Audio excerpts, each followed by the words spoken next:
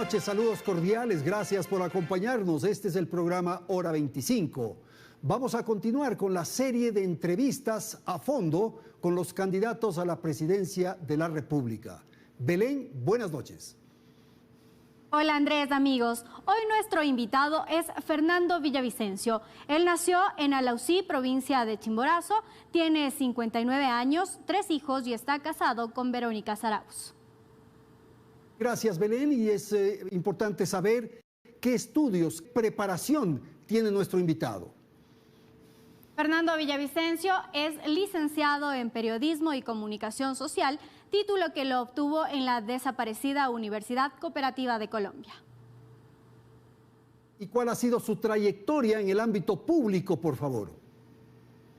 Claro, Andrés, su vida pública empezó en el año 1995, en el que colaboró con la fundación de Pachacutic.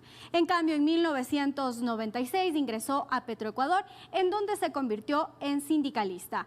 En el año 2009 fue asesor en ese entonces del asambleísta Clever Jiménez y fue acusado por el expresidente Rafael Correa de injurias y hackeo. En 2014 fue sentenciado a 18 meses de prisión, pero se refugió en la comunidad de Sarayacu, en la Amazonía ecuatoriana, para evitar su detención.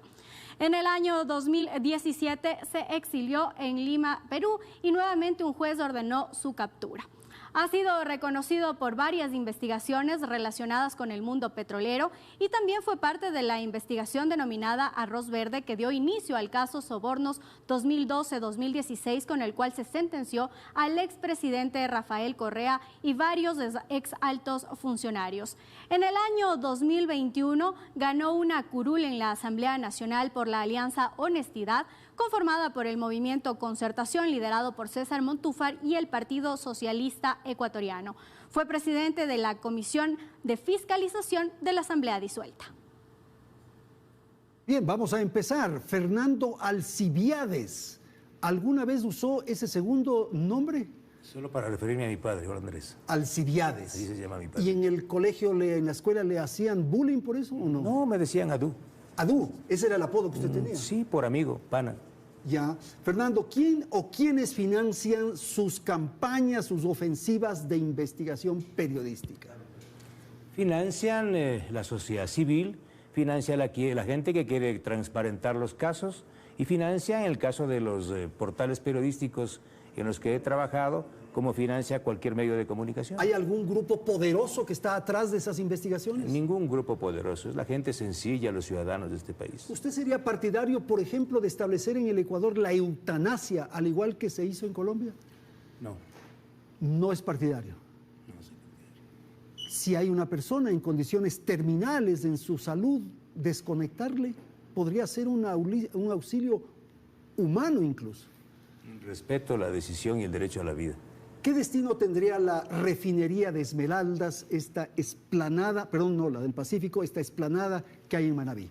Iniciaré una acción penal integral, una nueva investigación integral por uno de los mayores atracos de la historia de este país, como fue destinar 1.523 millones de dólares en el gobierno del prófugo cuando no existía ningún informe con sustentos para levantar un proyecto petroquímico, sin petróleo de Venezuela, sin crédito de China. Ese fue un gran negociado liderado por Jorge Glass, donde se pagaron millonarios sobornos, contratos a dedo adjudicados a Odebrecht.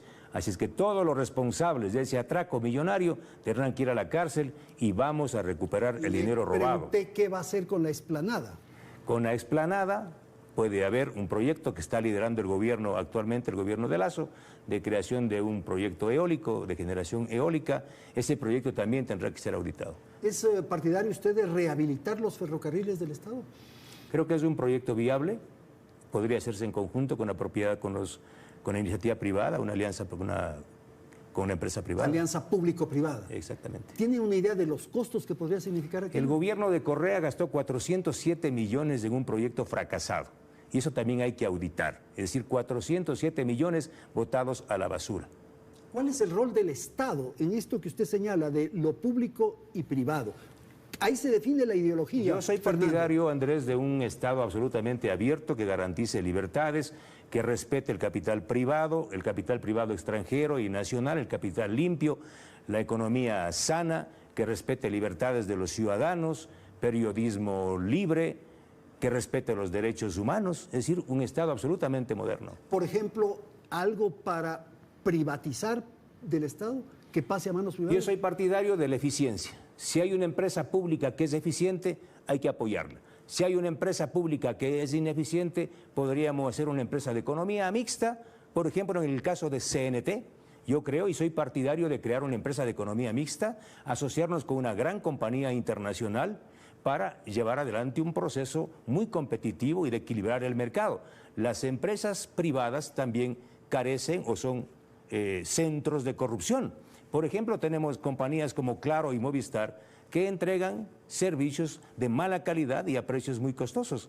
Es decir, no es patrimonio ni del Estado ni del sector privado la eficiencia. Y ese tema, justamente la renegociación o el nuevo contrato de la concesión de las empresas telefónicas de celulares. Le hago esta pregunta, Fernando, porque el gobierno creo que lo ha pateado, como se dice coloquialmente, lo ha postergado en cuanto a la resolución. Muy buena pregunta, Andrés. Yo le pedí al presidente Guillermo Lasso hace más de un mes que me remita a mi despacho la información, los estudios de valoración de las frecuencias hasta la fecha. Sé que tienen bajo reserva esos estudios, eso es muy importante, y sé que hay cifras absolutamente sospechosas que perjudican al Estado ecuatoriano. Por eso le he pedido y le pido públicamente al presidente Lasso, no firme esos contratos, permita que mi gobierno lo haga. ¿Para qué? Para garantizar tres cosas, Andrés: conectividad total al sector rural, en las vías de todo este país, porque uno sale de una ciudad y ya no hay conexión. Y tres, tarifas bajas. Y principalmente garantizar internet a los sectores rurales, a los niños y jóvenes de este país. Es decir, sobre esas bases tiene que firmarse estos contratos. Y reitero, mi posición es que CNT se asocie con una gran empresa internacional para fortalecer y equilibrar el mercado. En el caso de CNT, esa es un área estratégica. ¿Tendrá dificultades usted? ¿Por qué? Porque es una empresa que debe estar en manos del Estado. Pero si el Estado no tiene recursos, podemos asociarnos con una empresa transnacional. Además, anuncio, Andrés, que parte de mi gobierno será la revisión de la autorización para la construcción del cable submarino que provee de Internet al Ecuador y que está en manos del señor Tomislav Topic de Telconet. El cable submarino es un recurso estratégico del Estado ecuatoriano y no puede ser manejado y controlado y ser de poder de una empresa privada. Es un recurso estratégico del Estado. Puede ser operado por una empresa privada, pero tiene que ser controlado por el Estado ecuatoriano. ¿Y el Estado no controla este momento? No controla el Estado ecuatoriano. ¿Qué ocurre con ese servicio Es de propiedad exclusiva del señor Topic y de La Telconet. dependencia de la telecomunicación internacional está en manos de esa empresa. Mañana la empresa Telconet puede apagar el botón y nos desconecta. ¿Y qué va a hacer usted? Lo que acaba de señalar, revisar ese contrato. A revisar, no hay un contrato, hay una autorización. Vamos no a es revisar con contrato, es con autorización. Todo el procedimiento de autorización durante el gobierno de Correa, de Jorge Glass, para la construcción del cable submarino. El cable submarino ecuatoriano es de propiedad y debe ser de propiedad del Estado ecuatoriano. Pero acaba de decir que no es de propiedad. Pero no es. En mi gobierno vamos a revisar todo ese proceso. Reitero, buenos contratos con Claro y Movistar se quieren, si no se van del país y convocamos a un nuevo concurso internacional. Segundo, empresa de economía mixta con CNT para equilibrar el mercado. Y tercero, vamos a revisar el cable submarino. ¿En año y medio se puede hacer eso? Pero claro, con voluntad y valentía un gobierno lo puede hacer. ¿Cuál es la primera batalla que usted va a implementar para lograr consolidar en su gobierno? En el tema de la seguridad. No, eso vamos a ir más adelante. En el tema de la política, del gobierno, de la gestión. Por ejemplo, demostrar que hay un gobierno valiente, que hay un gobierno con liderazgo. Con una asamblea de oposición. Vamos a tener un poderoso bloque de legisladores, según todas las encuestas, vamos a llevar un poderoso bloque. Además, Andrés, yo creo que este país no va a perder la memoria. ¿Para qué sirvió la muerte cruzada, Andrés y compatriotas? Se fueron impresentables violadores, gente que no paga pensiones alimenticias de sus hijos, gente con glosas, gente con acciones penales. Lo mínimo que debe pasar en este país es que el pueblo ecuatoriano no vote por ellos. Llevemos a la Asamblea Nacional gente buena, gente decente, para aprobar leyes como la extinción de dominio, la generación de empleo, el poder local, la ley de inteligencia, tantos proyectos de ley que vamos a llevar nosotros. Tenemos preguntas de nuestra audiencia, vamos a poner en consideración de ustedes y de nuestro invitado una pregunta que ha formulado una de las personas que ha tomado contacto con nuestro canal y tiene que ver justamente con asuntos que refieren lo siguiente: ¿qué características tendrán los colaboradores que le acompañarán en caso de ser elegido presidente? Uno de los problemas recurrentes de todos los gobiernos es que se rodean de incapaces y corruptos. Ninguna persona que haya sido parte de los gobiernos pasados, que haya recibido sobornos de ninguna compañía, serán parte de mi gobierno, Andrés. Ningún corrupto, ninguno que trabajó con el gobierno de Correa será parte de mi gobierno. Mi gobierno será un gobierno de concertación nacional que buscará 3 o 4 grandes objetivos, más o menos recurriendo y recuperando el momento histórico de Clemente Yerovi, un gobierno de transición de un estado de inseguridad, de violencia, de mafias, a un estado de seguridad y tranquilidad. ¿Cómo es eso? Un gobierno con los mejores talentos. Yo no represento a ningún poder fáctico, a nadie. Represento a la sociedad civil. Yo soy un periodista, nada más. ¿Cómo será su equipo de gobierno? Con los mejores talentos de las universidades. Estamos trabajando en eso, pero los mejores talentos de la universidad. Le voy a contar qué le dije a la Federación Médica Ecuatoriana y a todos los colegios de médicos del país. Ustedes van a poner el ministro de Salud. Ellos. Ellos. Pero usted no es el presidente. Pero ellos van a poner a los mejores talentos. ¿Por qué yo tengo que poner? Si yo no represento, ¿a qué represento yo? Yo fui elegido por ellos. El ministro de Educación, ¿quién va a ser? El mejor talento de la educación de este país. ¿Quién va a ser el ministro de Petróleos? Un experto en petróleos. Ese concepto de gobierno de concertación, pongámoslo así. Cada uno rema por su lado. De eso se trata. No, el gobierno tiene que tener una dirección. Andrés, si no, el barco o el navío va a estar ahí. ¿La dirección cuál es? ¿La dirección cuál es? La seguridad, el empleo, la lucha contra la corrupción, el tema de salud, el tema de la educación. Esos son los grandes referentes que vamos a tener. Y todo el gabinete está orientado a eso, nada más. ¿Qué ha pasado con los gobiernos que han venido? Que vienen con todo el equipo de ministros. ¿A quiénes representan? El problema es que no tienen equipos y tienen que recurrir a esto, como usted señala. Vienen con los amigos, Andrés. Vienen con un grupo de amigos. Se acabó. En mi gobierno van a estar los mejores talentos. La gente de la sociedad civil, de los pueblos indígenas, un gobierno de concertación nacional. Eso es lo que requiere el Ecuador. La sociedad ecuatoriana es una sociedad fracturada, polarizada, enfrentada, unos niveles de violencia impresionantes. En las redes sociales se ve aquello. Es probable generar una especie de pedagogía desde el poder para lograr pacificar la nación. Un gobierno que concilie los intereses de los distintos sectores, pero por supuesto. Yo he hablado con los empresarios de este país en los últimos días y les he dicho, ¿ustedes están dispuestos a qué? A facilitar, a ser parte de un proceso de apertura para la generación de empleo. Me han dicho, pero encantado. Yo les he dicho, bueno, si ustedes incluyen el 25% de jóvenes y estudiantes en su nómina, el gobierno les puede bajar 1 punto o 2 puntos en el impuesto a la renta. Encantado, Fernando, encantado. Es decir, sí hay cómo consensuar con todos los sectores. Me quedó un tema pendiente con los asuntos relacionados a la participación del Estado y a lo privado. Banco del Pacífico, ¿qué va a hacer usted ahí? Uno de los temas centrales de este país, Andrés y ecuatorianos, es la enorme deuda que tiene el Estado y el gobierno con el Seguro Social. Sin duda, una de las prioridades de mi gobierno será resolver la enorme deuda. Este momento la deuda solo en el componente de salud bordea los 4.000 millones de dólares. Mi planteamiento a los afiliados, a los dueños de la Seguridad Social, es entregar el Banco del Pacífico al Seguro Social como parte de la deuda. ¿Para qué? Para que se convierta en el más grande e importante banco del país.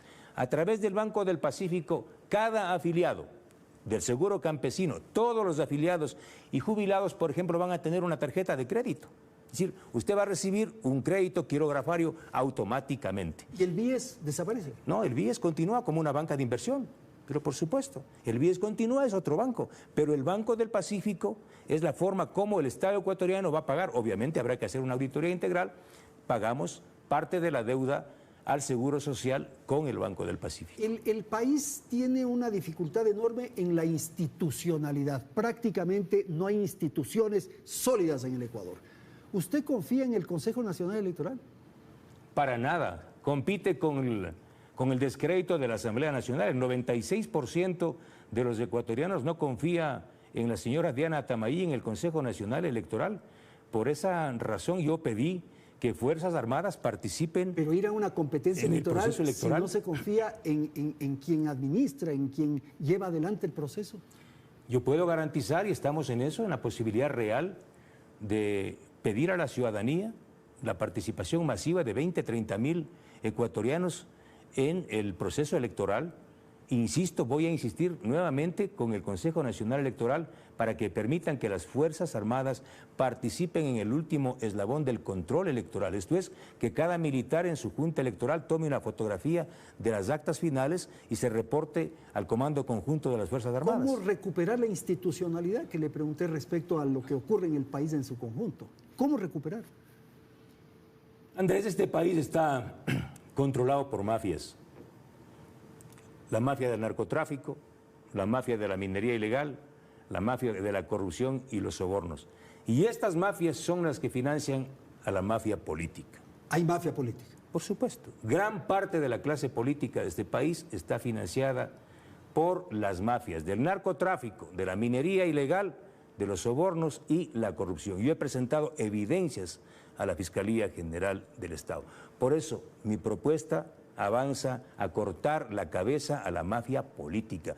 Hay que someter a la mafia política, hay que someter a la mafia del narcotráfico, a la mafia de la minería ilegal, a la mafia de los sobornos. La mafia política, quisiera que se detenga ahí. Hay casos puntuales que usted los tiene, los ha estudiado.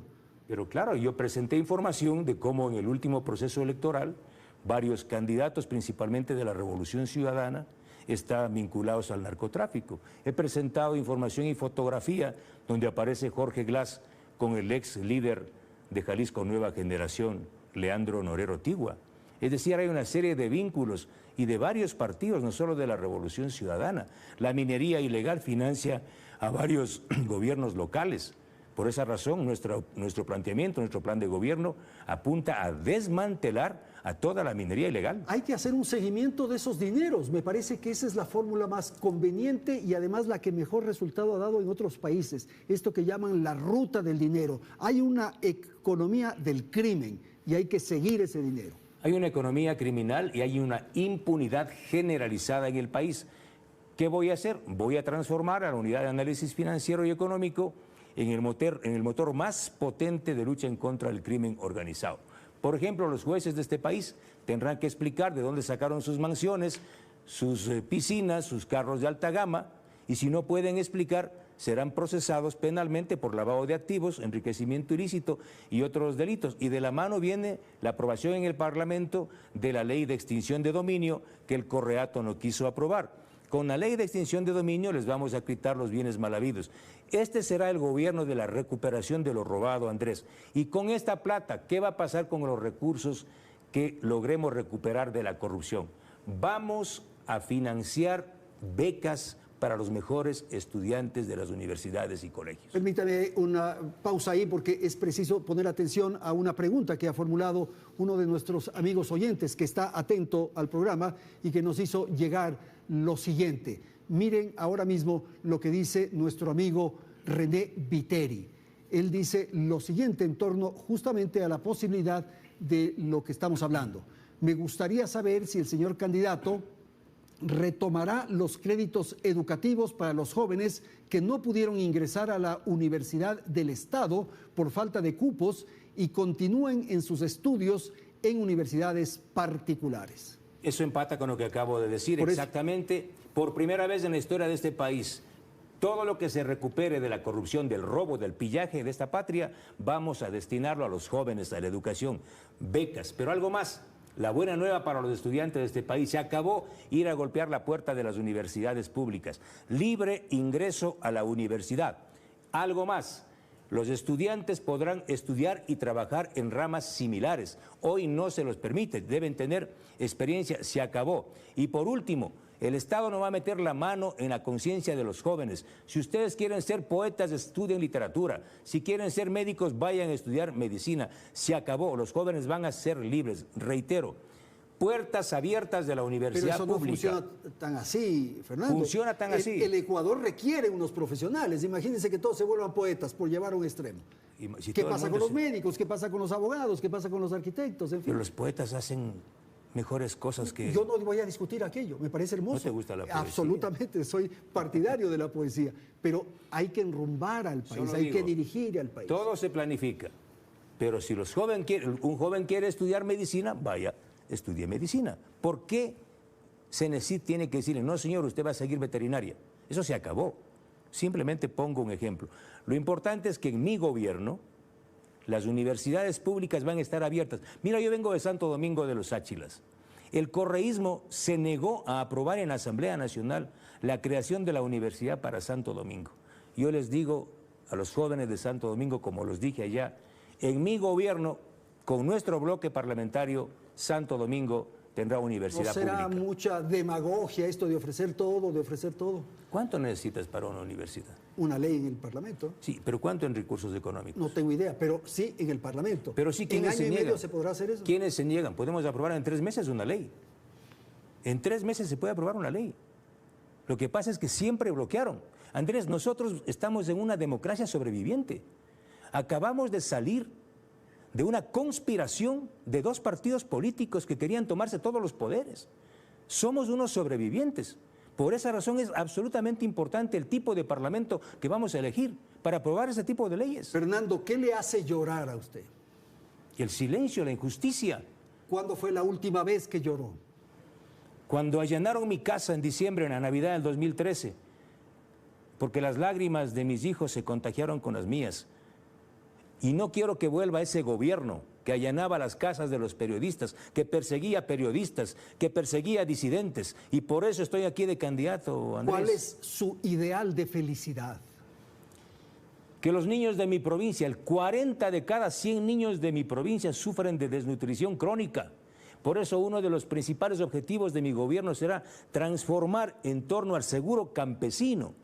El seguro campesino, los dispensarios del seguro campesino se van a convertir en las comunidades digitales para atender 3 cosas. Bien que me pregunta eso. Primero, internet gratuito para los niños de las comunidades rurales, ¿sí? A través del 1% de la facturación total que pagan las operadoras, vamos a dar internet gratuito. Segundo, un plan de nutrición integral para todos los niños del sector rural para resolver este problema. Y tercero, la educación. ¿Pero cuál es su ideal de felicidad? Que estos niños salgan de esa condición. Si podemos resolver el problema de la desnutrición de este país, 1 de cada 3 niños, Andrés, la cifra completa es $50 millones se requiere para resolver el problema de la desnutrición infantil. Es decir, el mismo costo que la coima de Carlos Politz. ¿Cuál es el miedo más grande que usted tiene? A que los niños de Chimborazo no resuelvan su problema. Vamos a ir a una pausa, tenemos que atender la publicidad. En un instante, la segunda parte de este diálogo con Fernando Villavicencio.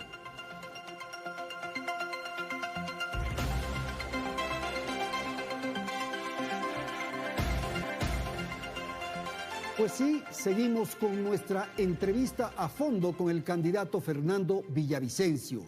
Pero bien vale conocer qué alianzas, qué movimientos y agrupaciones políticas apoyan al candidato.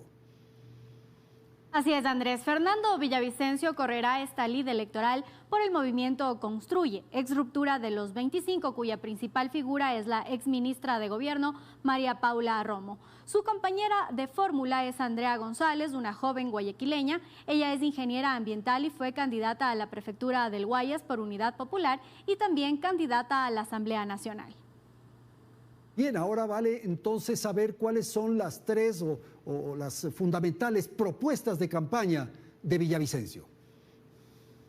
En cuanto a las propuestas que recoge su plan de trabajo, vamos a revisar, como tú mencionas, las principales. En cuanto a seguridad ciudadana, el candidato propone profesionalizar a la Policía Nacional, así como dotarles de herramientas tecnológicas. También menciona fortalecer la administración de justicia para evitar la corrupción. Su plan menciona además la seguridad alimentaria. En este eje propone la investigación y desarrollo en agricultura, el apoyo a la agroindustria e incentivos al sector agropecuario. En lo económico, propone la creación de la Oficina Técnica de Control Presupuestario para verificar la calidad del gasto público. Menciona además reformas para el sistema de contratación pública y una política tributaria en la que se revisen subvenciones a empresas, pero dice no se afectará con más impuestos a la clase media. Se habla también de seguridad ambiental. En este punto propone pasar a una economía verde y se refiere a distintas estrategias ante la posible llegada del fenómeno del Niño. Y en cuanto a salud, menciona mejorar el sistema de atención primaria, atención especializada para pacientes con enfermedades crónicas y da importancia a la salud mental. Bien, vamos a empezar un tema que quedó pendiente, que es la seguridad social, profundizar un poco qué ocurre con la seguridad social. Ahora hay una propuesta de una comisión que trabajó durante los últimos meses y que ha presentado ya un informe. Por ejemplo, ¿usted es partidario de revisar lo que tiene que ver con la edad de jubilación? No, yo soy contrario a que se aumente la edad para la jubilación y eso lo he dicho claramente en mi recorrido a los trabajadores de este país. Segundo, insisto en mi planteamiento de pagar la deuda del Estado a la Seguridad Social y voy a empezar entregando el Banco del Pacífico a la Seguridad Social. Además hay un planteamiento de aquellas obras gigantes como Toachi Pilatón, donde se han invertido importantes recursos de la Seguridad Social, que también la Seguridad Social pase a controlar parcialmente estas obras de infraestructura. Ahora se plantea la posibilidad de revisar el tema de la jubilación. Ahora se calcula los 5 o el promedio de los 5 mejores años para tener una pensión jubilar. Eso tiene que ser motivo de una nueva investigación al interior de la Seguridad Social. No estoy convencido con las cifras que ellos han planteado. ¿Usted trabajaría sobre ese informe con esa comisión? Exactamente. Con otra comisión? Los grandes temas de la seguridad social, Andrés, están orientados a resolver el problema de la salud. Los hospitales de la seguridad social son el corazón de la salud, más importantes incluso que el sistema de salud o del Ministerio de Salud. Yo voy a resolver de raíz el problema, voy a presidir el Consejo Superior del IES. ¿Usted personalmente? Personalmente, y voy a desmantelar 14 estructuras mafiosas que existen en los hospitales del IES. Una pausa porque tenemos ahora mismo una pregunta que formula un ciudadano desde Esmeraldas. Nos hace conocer la siguiente inquietud para Fernando Villavicencio. ¿Cómo va a hacer usted para parar el robo, que es lo que se da en el Seguro Social de las medicinas? Que el afiliado que está enfermo y necesita esa medicina nunca la tiene, pero sí la hay, pero la venden a otros proveedores. Eso quiero que usted lo diga por televisión a nivel nacional. ¿Cómo va a ser para parar los robos en el Seguro Social? Ese es el sentir de la gente, exactamente eso. Cuando yo revelé una foto, Andrés, de un parlamentario Latin King bañándose en una piscina de una de las mafias que controlaba y controla la seguridad social, no es que yo lo hice porque apareció, no. Es que hay 14 grupos mafiosos que son los que proveen de medicinas e insumos médicos con sobreprecios y están vinculados a una red de intermediarios. Se acabó. En mi gobierno se acabó. Vamos a comprar directamente la medicina a los fabricantes, empezando por la empresa nacional. Y si no puede garantizar la empresa nacional farmacéutica, contrataremos a nivel internacional en concursos abiertos. Se acabaron los intermediarios. Yo te pongo un ejemplo, que lo investigué en la Comisión de Fiscalización. Una persona fue al hospital del IES a hacerse calzar 3 piezas dentales. No hay, le derivaron a una clínica privada. Vino la factura por 48 piezas dentales. Y luego se preguntaba a la señora, oiga, ¿cuántas piezas dentales tenemos los seres humanos? Se acabaron las mafias del IES. Andrés, afiliados, jubilados, a patadas voy a sacar a las mafias de la seguridad social. El gran problema del país es la informalidad, Fernando. Existen, yo diría, 2 países. Un Ecuador formal, que paga los impuestos, que tiene a sus trabajadores afiliados, en fin. Y hay un país, hay un Ecuador, que es de la informalidad.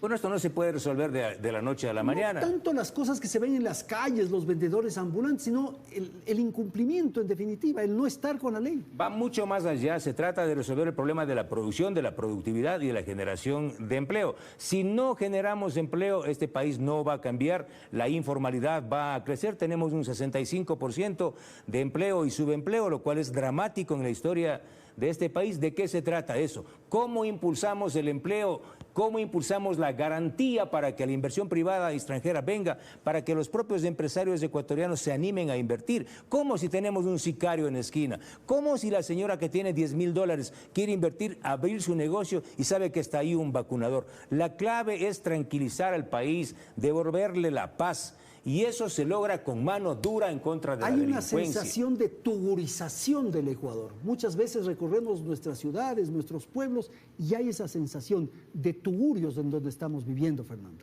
Pero claro, sometidos todos los días por estructuras criminales. Por eso mi planteamiento, mira, es mucho más de fondo. ¿Cómo vamos a someter a estas estructuras criminales? ¿Qué es lo que está pasando en los barrios con el microtráfico? ¿Por qué se generan estos casi ejércitos de escuadrones que están cuidando armados?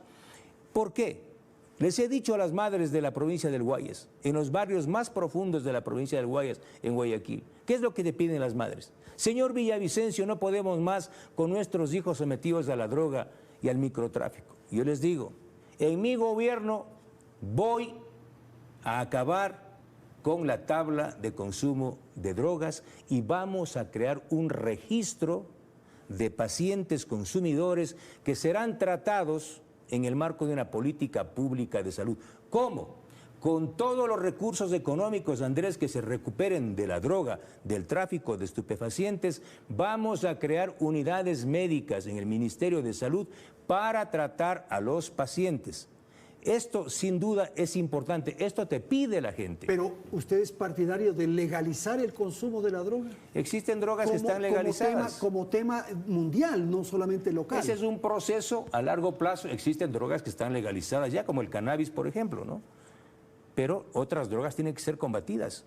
Este rato, en la tabla de consumo de drogas, ni siquiera se registran muchas drogas que van creando y que son altamente letales. Por eso es que esta tabla ya no sirve este momento, tiene que ser dada de baja y crear un registro de consumidores. Y un plan de salud pública en torno al tema del consumo de drogas. Jamás se ha hecho esto.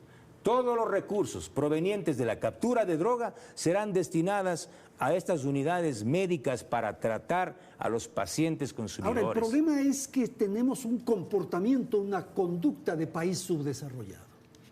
Bueno, vamos a seguir teniendo mientras tengamos gobiernos mediocres, blandengues y corruptos.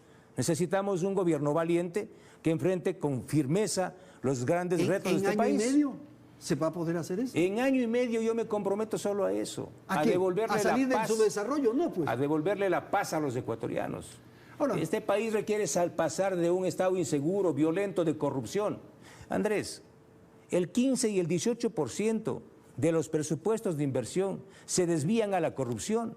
A este país no le hace falta plata. A este país le sobran ladrones. Por eso es que la lucha contra la corrupción es una tarea urgente. Si no paramos la corrupción en este país, no habrá empleo, no habrá felicidad, no habrá educación, no habrá salud pública. ¿Es en serio lo que estoy diciendo? En alguna ocasión escuché en una radio argentina que hablaban este tema de la corrupción y señalaban y decían que dejen de robar unos 6 meses nada más. Me parece que si logramos aquello ya es suficiente. O sea, como yo digo en algunas expresiones populares, un gobierno que no robe ya es un buen gobierno. Solo eso, si que no robe. Si hemos logrado aquello ya estamos. Un gobierno inepto, pero que no robe ya es un buen gobierno. Los ingresos fiscales o públicos cayeron 9.4% en el primer semestre del presente año. ¿Qué vamos a hacer? O sea, está cayendo la producción, la economía, el funcionamiento de la nación. Pero claro, si tenemos un mundo de inseguridad encima, por eso vuelvo al mismo punto, Andrés, y no es demagogia. No es un problema exclusivamente de seguridad. Coincido que es el principal este momento. Es el principal. Pero hay otros. Hay una falta de inversión, hay una falta de seguridad, hay una incapacidad de muchos sectores de emprender en negocios y hay un Estado que también... Bueno, porque tenemos un gobierno blandengue que, por ejemplo, no ha impulsado proyectos de inversión en el gas del Golfo. En mi gobierno vamos a licitar el gas del Golfo. Vamos a captar todo el gas asociado que se está quemando en los mecheros en la región amazónica ecuatoriana, con capital público o con capital extranjero. vamos a renegociar los contratos petroleros. ¿Para qué? Para que existan recursos económicos. Andrés, en mi gobierno vamos a tomar el control del petróleo. No estoy hablando de romper contratos, pero vamos a renegociar los 21 contratos que fueron firmados en el gobierno de Correa. ¿Cuánto obtiene con esa renegociación? 500 millones de dólares. ¿En qué condiciones se hace esa renegociación? En condiciones absolutamente transparentes. Las compañías internacionales no pueden ganar 3 veces más que el Estado. El Estado ecuatoriano es el dueño del petróleo. Señores de las compañías internacionales, vengan acá, renegociamos los contratos. Ustedes van a ganar, pero el Estado tiene que ganar más. ¿Saben cuánto gana la compañía? ¿Cuánto le cuesta al Estado ecuatoriano sacar un barril de la compañía del campo Auca con la compañía Schlumberger? $42. $42, cuando a Petroecuador le cuesta $12. Se acabó. Este momento, el castigo para nuestro petróleo en los contratos con Petrochina es de $21 por barril. O sea, el WTI está en 70, le descontamos 21, en $50 nuestro precio, el precio del petróleo. Y por otro lado, dejamos el petróleo en el Yasuní.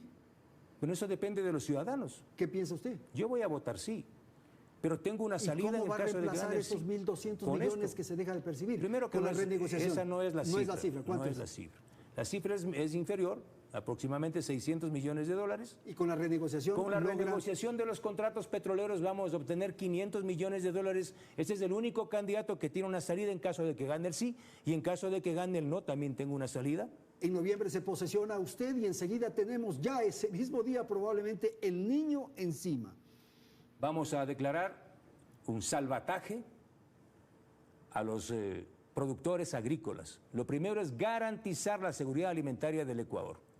Yo les he dicho a los productores bananeros, cacaoteros, arroceros de la costa ecuatoriana y a los de la sierra, a los ganaderos, que lanzaré un plan de salvataje para invertir, para darles crédito barato a los ganaderos, a los pequeños productores, a los cacaoteros. Además vamos a controlar el sistema de silos para poder almacenar, en este caso, el arroz que existe aquí en el país y que se pueda importar. ¿Usted es partidario de establecer peajes en las vías, en las carreteras, para que estén en buenas condiciones?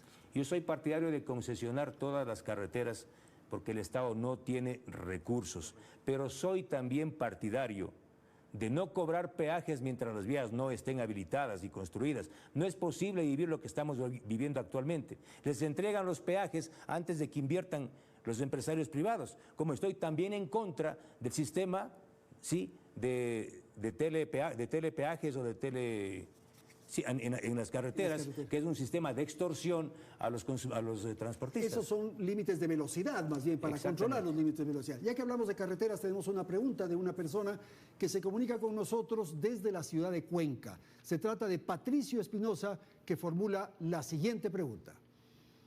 ¿Qué planes tiene para la inversión pública en el área de vialidad, que es una de las más afectadas en el presente año?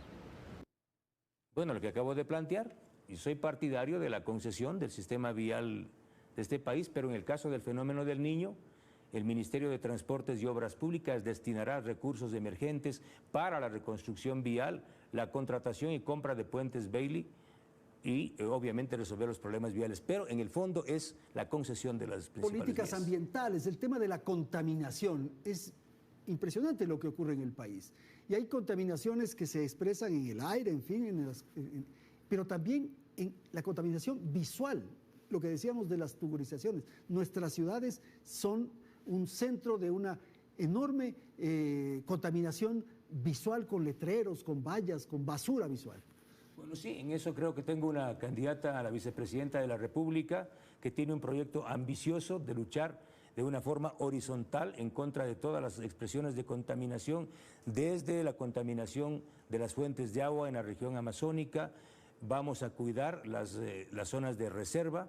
Por eso es que la lucha en contra de la minería ilegal para Andrea y para mí es una tarea central, ¿sí? Lo que está pasando, por ejemplo, en la provincia del Napo es una catástrofe de los ríos amazónicos. Vamos a parar la minería ilegal y dar un gran impulso al ecoturismo, por ejemplo, entre otras cosas. Ok, usted habló de los impuestos hace un momento. Tenemos una pregunta de otra persona que se ha comunicado con nuestra estación. Vamos a dar paso a Nicole Cueva en la ciudad de Loja. Buenas noches, señor candidato a la presidencia, Fernando Villavicencio. Bueno, mi pregunta va en torno a cuál es la propuesta concreta que tiene en su plan de trabajo para la declaración de impuestos. Recordando que, bueno, este caso es de conocimiento público, su caso, que ya no ha declarado impuestos en varios años, ¿cuál sería la sanción, por ejemplo, para las personas que entren en mora? Y sobre todo, si dentro de su gobierno existirá justicia en este sentido o habrá favoritismos. Bueno, yo no he declarado impuestos como 5 años porque estaba con orden de captura y perseguido por el régimen del prófugo, así es que no podía pagar impuestos. Pero desde que regresé a mi país y luego de que se archivaron todos los procesos, estoy pagando impuestos.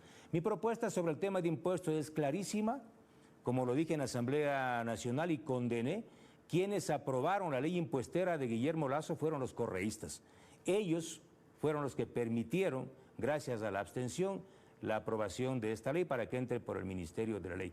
Mi posición con el gobierno es 0 impuestos para la clase media y para los sectores. No, 0 de incremento. 0 nuevos impuestos para la clase media y para los sectores populares. Porque sí, ya, no voy a cobrar impuestos, sí es una proclama absolutamente demagógica, populista. No voy a cobrar nuevos impuestos para la clase media y los sectores populares. Además está clara mi defensa de la dolarización y también la oposición a tomar parte de la Reserva Internacional. ¿Con qué personaje de la historia le gustaría cenar? ¿Con qué personaje de la historia me gustaría cenar? Difícil. Bolívar. ¿Que estén o no estén? Que no, pues de la historia, o sea, que ya pasaron a la historia. Sí, con Bolívar. Podría ser interesante, ¿no es cierto? Con Hitler, tal vez no, para poner los dos. ¿Locro o biche? Locro. ¿La noche o el día? La noche. ¿Cuál es el secreto mejor guardado? El secreto mejor guardado. Mi pasión por la poesía. Vamos a ir a una pausa. En un instante retornamos con la tercera parte, el tercer segmento de Hora 25.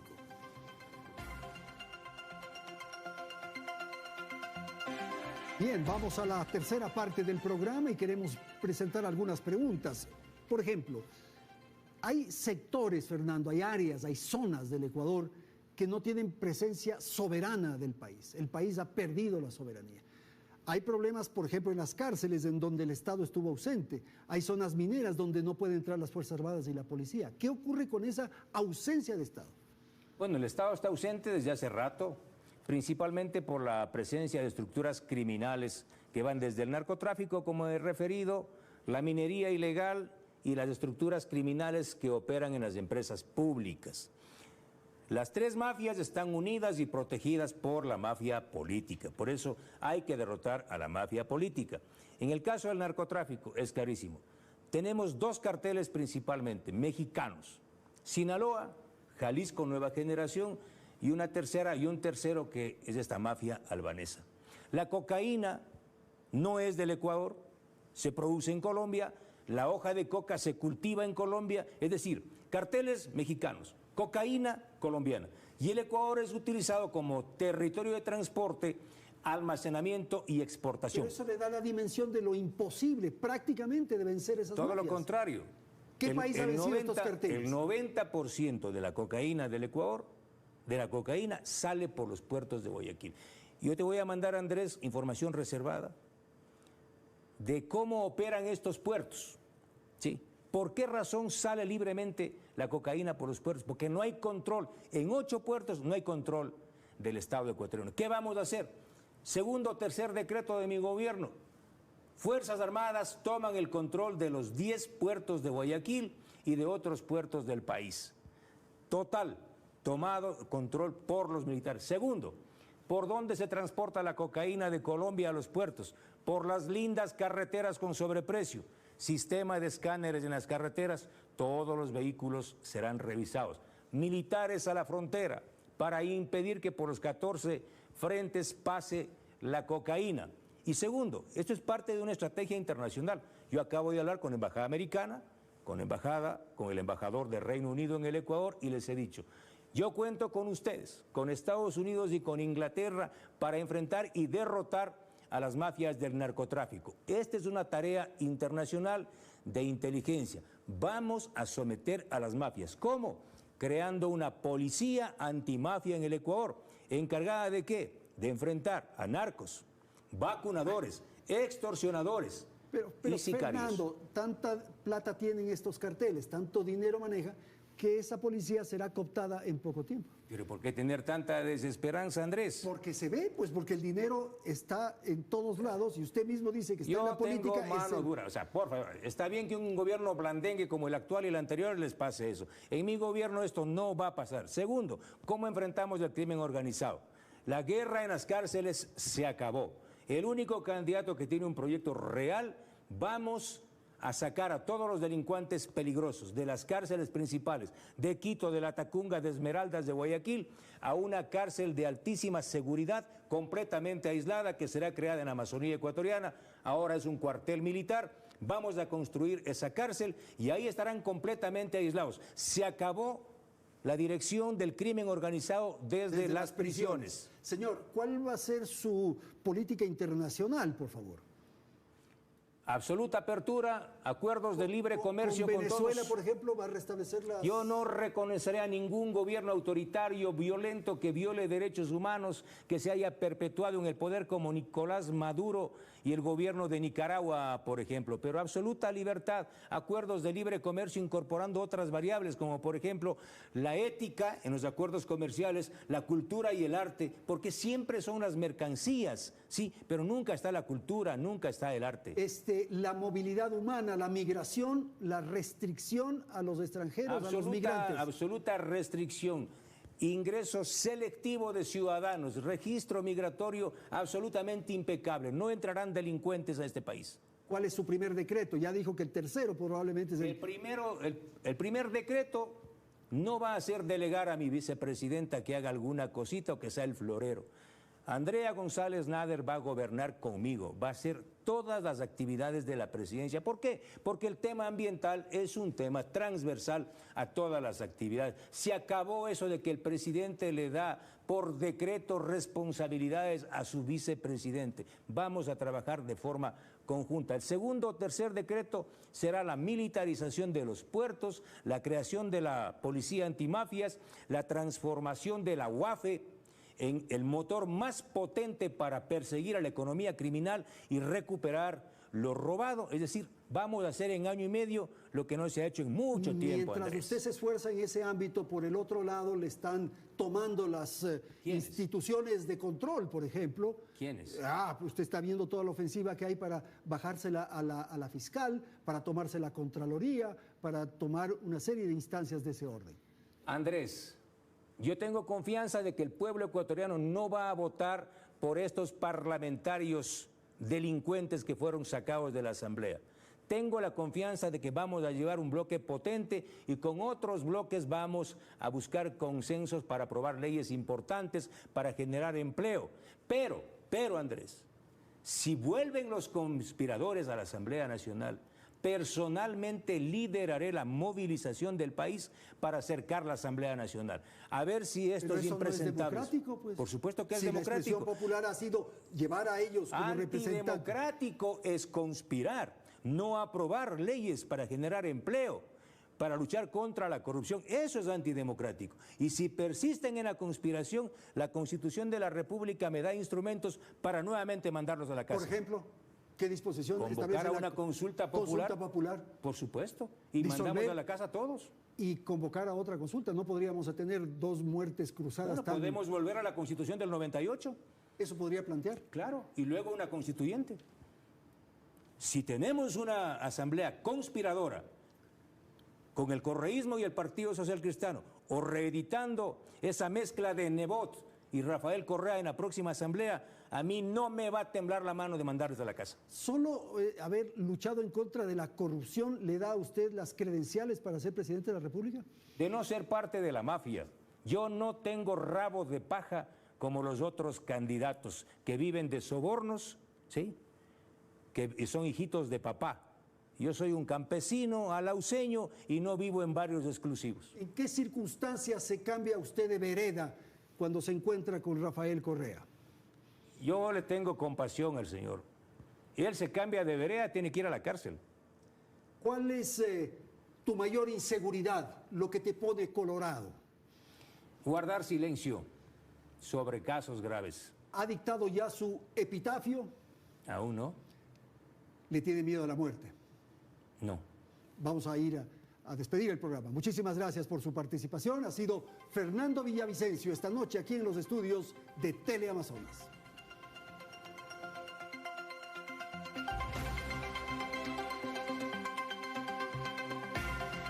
Teleamazonas presentó Hora 25 con el auspicio de...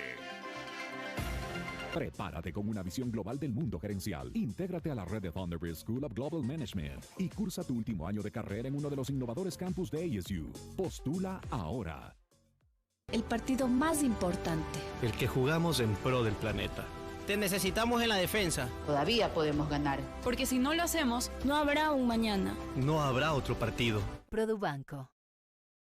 Estudia medicina en la mejor y más grande universidad del Ecuador. UniAndes. Un futuro brillante te espera.